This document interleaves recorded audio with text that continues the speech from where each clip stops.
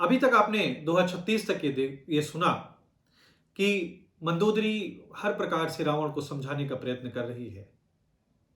वो समझाती है कि सीता सीता सीत निशा समाई, यानी सीता पूरे कुल के सर्वनाश का कारण बन जाएगी, इसलिए वो सीता को त्याग दे, सीता को रामचंद्र जी के पास वापस भेज दे और उनका बैर ना ले। परंतु रावण वो भला ऐसा मान सकता था? श्रवण सुनी सठता करे बानी, बिहसा जगत विदित अभिमानी। मूर्ख और जगत प्रसिद्ध अभिमानी रावण कानों से उसकी वाणी सुनकर खूब हंसा।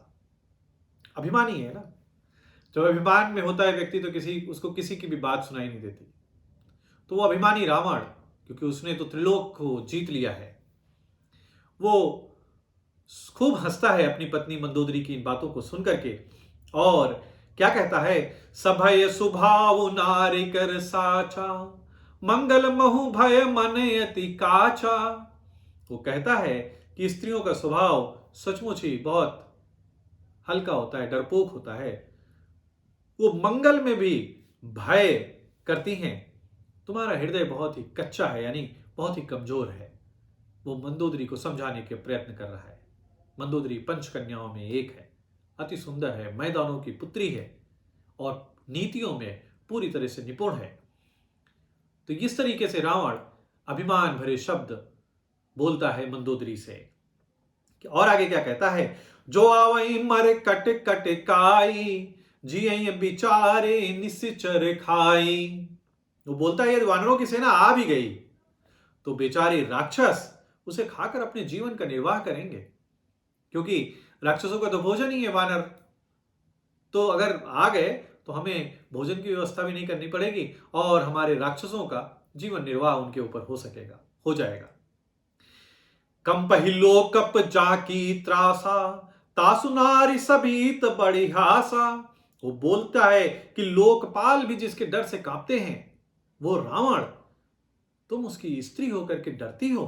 ये तो बहुत ही हंसी की बात है कि जिस रावण ने पूरी लंका, जिसने पूरे त्रिलोक को जीत लिया है, जिससे देवता डरते हैं, सारे लोकपाल दिग्पाल जिससे डरते हैं, बहुत सारे ग्रह नक्षत्र और स्वयं उसका काल भी उसके यहां बंधा हुआ है, उससे भला उसी की पत्नी डर रही है। ये तो बड़ी ही हंसी की बात है। अस कही बिहसिताय उरलाई, चले सभा ममताय अधिकाई। और रावण ऐसा कह करके हंस करके उसे हृदय से लगा लेता है मंदोदरी को, ताकि मंदोदरी के हृदय की कुछ चिंता कम हो जाए और ममता बढ़ाकर, यानी बहुत ही स्नेह दर्शाकर वो सभा में चला जाता है। रावण हर प्रकार से मंदोदरी को यह विश्वास दिलाने का प्रयत्न कर रहा है कि त्रिलोक विजयी रावण का कोई कुछ भी नहीं बिगाड़ सकता। मंदोदरी को स्नेह दर्शाकर वो पहुंचता है अपनी सभा में।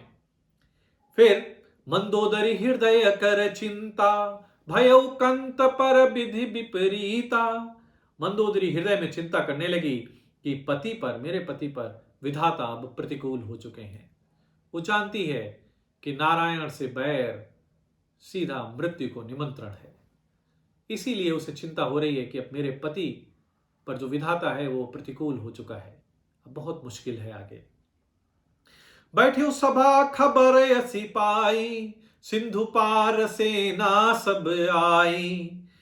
और जो ही वो सभा में जाकर बैठा, उसके दूत आकर के उसे खबर देते हैं कि जो सेना है, भगवान श्री रामचंद्र जी की सेना, वो सागर के उस तरफ पहुंच चुकी है। ऐसी खबर रावण को उसके दूतों द्वारा सभा में पहुंचते ही मिल जाती है। अब वो मंत्रियों से पूछता है कि बूझे सचिव उचित मत कहू, सिते सब हंसे मस्त कर रहू। वो अपने मंत्रियों से पूछता है कि उचित सलाह बताइए कि अब क्या करना चाहिए ऐसी परिस्थिति में, जब लंका के दूसरे छोर पर एक शत्रु की सेना आ चुकी है, तब ऐसे समय में हमें क्या करना चाहिए। और उस अभिमानी के मंत्री भी वैसे ही तो थे, अभिमानी थे वो सभी हंसते हैं और बोलते कि आराम से बैठिए, चुप करिए, इसमें सलाह की कौन सी बात है, क्यों? जितेहु सुरासुर तब श्रम नाही, नर बानर के ही लेखे माही। वो बोलते हैं कि आपने देवताओं और राक्षसों को जीत लिया, तब तो उसमें कुछ भी श्रम नहीं हुआ, यानी हमें उनको हराने के लिए तो कोई विशेष प्रयत्न करना नहीं पड़ा। तो भला ये वानर और मनुष्य किस गिनती में है? वानर और मनुष्य तो राक्षसों के लिए कीड़े मकोड़ों के समान थे। तो बोलता है कि जब हम देवताओं को हरा चुके हैं, उसमें भी हमें अधिक श्रम नहीं करना पड़ा, बहुत मेहनत नहीं करनी पड़ी, तो इनकी तो कोई गिनती ही नहीं है। और इस प्रकार से वो सब हंसी उड़ाते हैं।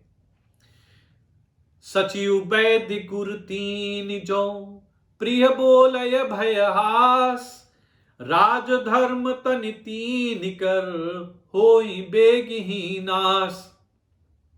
यहां पर एक सबक है, यहां पर एक शिक्षा है जो गोस्वामी तुलसीदास जी ने इस दोहे में लिखी है, बताई है। वो क्या है कि मंत्री, वैद्य और गुरु, ये तीनों ही यदि अप्रसन्नता, भय या लाभ की आशा में हित की बात नहीं कहते हैं, प्रिय बोलते हैं। कौन कौन? वैद्य। यदि वैद्य आपको ये उसे लगे कि आप नाराज हो जाएंगे या उससे आपको किसी विशेष लाभ की आशा है, तो आपकी बीमारी ना बताए तो क्या होगा?